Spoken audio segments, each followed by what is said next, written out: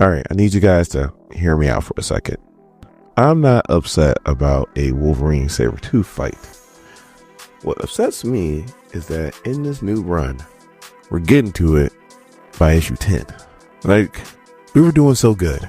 They were introducing old characters like Lady Deathstrike and Cyber and Romulus. They're introducing the Animactine.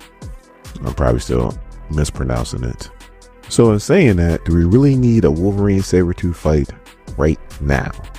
I mean, we just came off of the last run, and I think the last 10 issues was the Sabretooth Wars and was dedicated to Wolverine and Sabretooth fighting in the most brutalest fight you've ever seen. It was kind of brutal. And then also, if you read Wolverine's Revenge, in that, they go at it, and it's pretty brutal.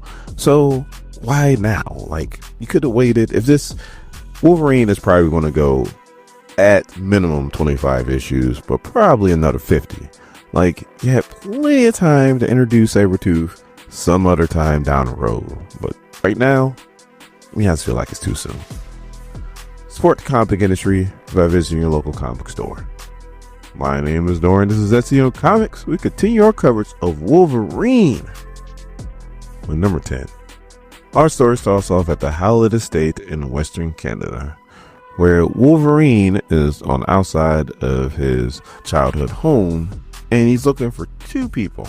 His mother, who is long dead, and his worst enemy, who is also supposed to be dead by his own hands.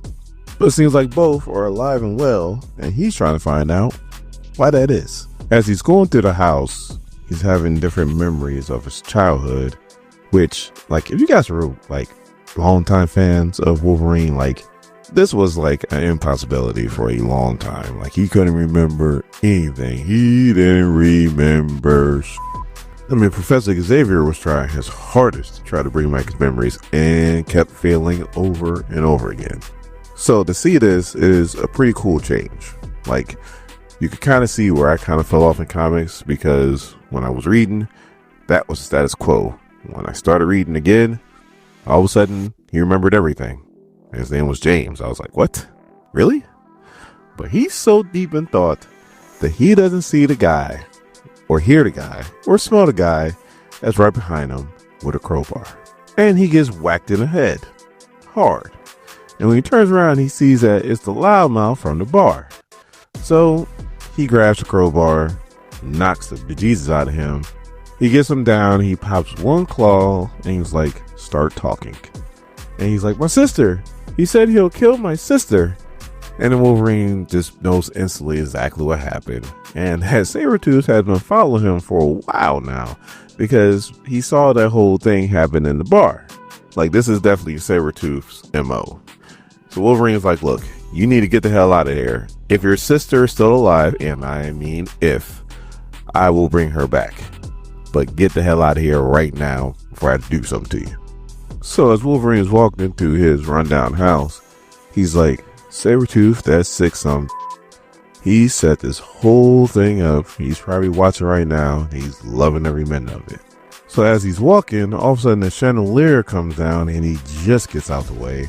And he's like, that rat bastard. I love that term, rat bastard. I'm not gonna lie. He used it a lot. I'm glad they brought him back up. And he's like, I used to spend hours looking at that chandelier, because there's no such thing as TVs or radios back then. So that was my entertainment. So as he's making his way to the stairs, and now he has claws out now, he sniffs and he gets a whiff of what smells like dude that hit him with the crowbar. So he knows he's getting a whiff of his sister, and now she's dead. She's strung up at the top of the staircase in like this old green dress. And then there's words that are scratched into the top of the staircase that says, your fault, which is also Sabretooth's MO. So all of a sudden, all he hears is, you godforsaken animal, you killed her. He turns around, and it's the ghost of John Howlett and Thomas Logan. Now, John Howlett is supposed to be his dad, or at least that's who he's named after. But really, his biological dad, if you couldn't tell, is Thomas Logan. Looks just like him. He was the gardener that wound up smashing Logan's mom. So Thomas wound up killing John, and then James killed his biological father, which happened to be the first kill that he ever did. So they're talking real greasy to Wolverine, so Wolverine pops them claws and tries to go at him. But they're incorporeal, so he can't hit him. And he's like, that's not bad, because they can't hit me either. Or at least that's what he thought, because they actually grab him and they start sucking the life out of him.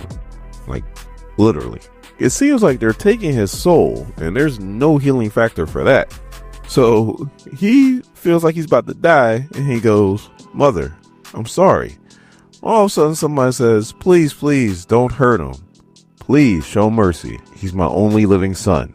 So John goes, "If that is what you truly wish." And then Thomas is like, "You got lucky, Kerr. That is definitely his daddy."